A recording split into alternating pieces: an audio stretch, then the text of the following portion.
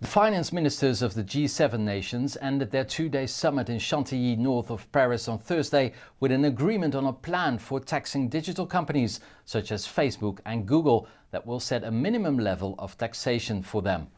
They also agreed that there should be very strict rules for new cryptocurrencies such as Facebook's Libra.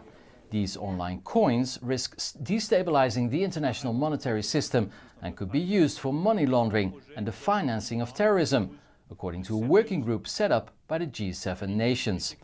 These countries are particularly concerned about Facebook because this global social network has about 2 billion people using its services.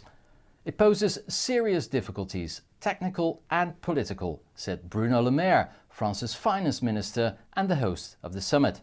The digital coins pose a risk for global financial stability, and the Libra and other digital currencies could make financing terrorism easier. Bruno Le Maire also said that the conditions to launch Libra are not met.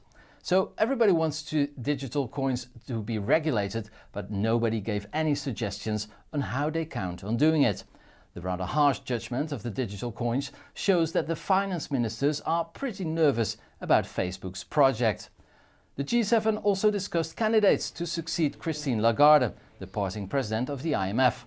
Traditionally, the president of the IMF comes from Europe, and a couple of European names are buzzing here in Paris.